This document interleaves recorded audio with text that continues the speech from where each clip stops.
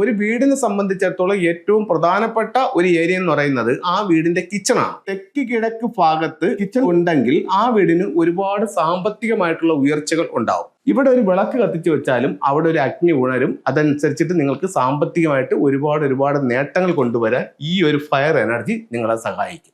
ഒരു വീടിനെ സംബന്ധിച്ചിടത്തോളം 8 ദിക്കുകളാണുള്ളത്. അതിൽ പ്രധാനപ്പെട്ട 4 മൂലകൾ: സൗത്ത് തെക്ക് വശം, നോർത്ത് വടക്ക്, വെസ്റ്റ് പടിഞ്ഞാറ്, ഈസ്റ്റ് കിഴക്ക്. തെക്ക് പടിഞ്ഞാറ് എന്ന് പറയുന്നത് സൗത്ത് വെസ്റ്റ് കോർണർ, ഇതിനെ നമ്മൾ അഥവാ കന്നിമൂല എന്ന് പറയും. വടക്ക് പടിഞ്ഞാറ് എന്ന് പറയുന്നത് വായുകോണ്, north west corner. North east എന്ന് പറയുന്നത് ഈശാന കോണ്, വടക്ക് കിഴക്കേ മൂല. സൗത്ത് ഈസ്റ്റ് എന്ന് പറയുന്നത് അഗ്നിക്കോണ്, അതായത് തെക്ക് കിഴക്കേ മൂല. അങ്ങനെ 8 ദിക്കുകൾ ഒരു ബ്രഹ്മസ്ഥാനവുമായിട്ടാണ് നമുക്ക് എല്ലാ വീടും വരുന്നത്. ഇതിൽ വാസ്തു വളരെ പ്രധാനപ്പെട്ടതായിട്ട് പറയുന്ന ഒരു കാര്യം എന്ന് പറഞ്ഞു കഴിഞ്ഞാൽ, ഒരു വീടിനെ സംബന്ധിച്ചിടത്തോളം ഏറ്റവും പ്രധാനപ്പെട്ട ഒരു ഏരിയ എന്ന് പറയുന്നത് ആ വീടിന്റെ കിച്ചണാണ്.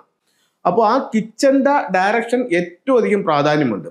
അപ്പോൾ നമ്മൾക്ക് പണ്ട് കാലം മുതലേ കേരളത്തിൽ നോർത്ത് ഈസ്റ്റ് ഭാഗത്താണ് കിച്ചൺ വെക്കുന്നത്. അപ്പോൾ അതിന് പല കാരണങ്ങളും ആൾക്കാർ പറയുന്നുണ്ട്. ഒന്ന്, വടക്ക് കിഴക്ക് ഭാഗത്താണ് നമുക്ക് കിണറുണ്ടായിരുന്നത്, അപ്പോൾ അതുകൊണ്ട് വെള്ളത്തിന്റെ ആവശ്യത്തിന് വേണ്ടിയിട്ട് അവിടെ വെക്കുന്നു എന്ന് പറയുന്നുണ്ട്.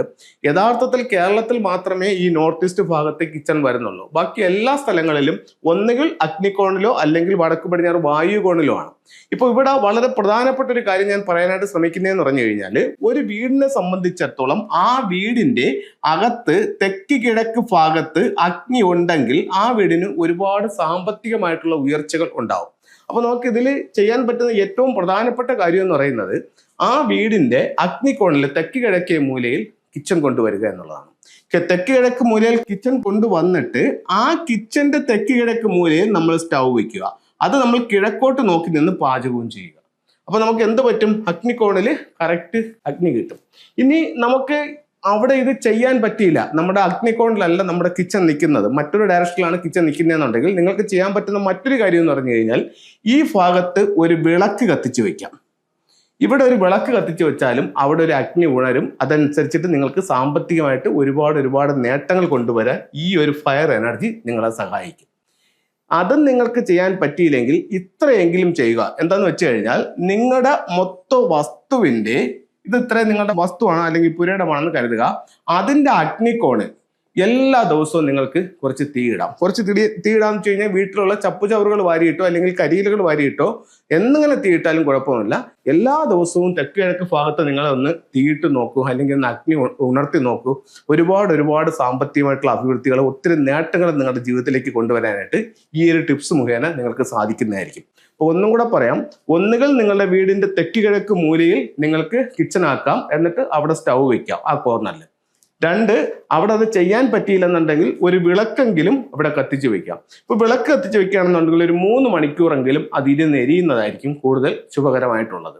ഇതും പറ്റിയില്ല എന്നുണ്ടെങ്കിൽ, അങ്ങനെയും നിങ്ങൾക്ക് ചെയ്യാൻ പറ്റിയില്ല എന്നുണ്ടെങ്കിൽ, നിങ്ങളുടെ വസ്തുവിന്റെ തെക്ക് കിഴക്ക് മൂലയിൽ എല്ലാ ദിവസവും നിങ്ങൾക്ക് തീയിടാം. ഈ കാര്യം ഒന്ന് ചെയ്തു നോക്കൂ. ഉറപ്പായിട്ടും ഒത്തിരി ജീവിതത്തിൽ നിങ്ങൾക്ക് അഭിവൃദ്ധി ഉണ്ടാവാനായിട്ട് ഈ ഒരു ടിപ്സ് നിങ്ങളെ സഹായിക്കുന്നതാണ്.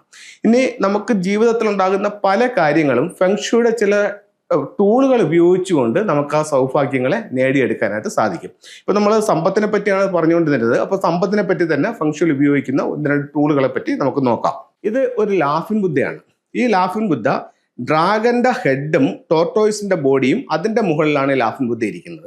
ഒത്തിരി സൗഭാഗ്യ ചിഹ്നങ്ങളും ഇദ്ദേഹത്തിന്റെ കയ്യിലുണ്ട്. ഇവിടെ ഇൻഗോട്ട് ഉണ്ട്, അതേപോലെ തന്നെ ഗോൾഡ് കോയിൻസ് ഉണ്ട്.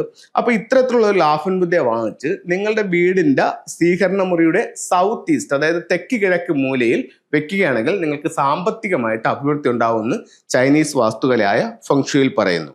അതുപോലെ അവിടെ വെക്കാവുന്ന മറ്റൊരു ടൂളും കൂടെ പരിചയപ്പെടുത്താം. ഇത് ഒരു അരോന മത്സ്യമാണ്. ഈ അരോന മത്സ്യത്തിന്റെ ഒരു സ്റ്റാച്ചു വാങ്ങിച്ചിട്ട് നിങ്ങളുടെ വീടിന്റെ സ്വീകരണമുറിയുടെ സൗത്ത് ഈസ്റ്റ് കോർണറിൽ വെക്കുന്നതും, സ്വീകരണമുറി എന്ന് പറയുന്ന കയറി ചെല്ലുന്ന ഹാള് അതിന്റെ തെക്ക് കിഴക്കേ മൂലയിൽ വെക്കുന്നതും സാമ്പത്തിക അഭിവൃദ്ധിക്ക് നല്ലതായിട്ട് ഫെങ്ഷുയിൽ കണക്കാക്കുന്നുണ്ട്. അപ്പൊ എല്ലാവർക്കും എല്ലാ ഐശ്വര്യങ്ങളും ഉണ്ടാവട്ടെ എന്ന് പ്രാർത്ഥിച്ചുകൊണ്ട് നിർത്തുന്നു. നന്ദി, നമസ്തേ.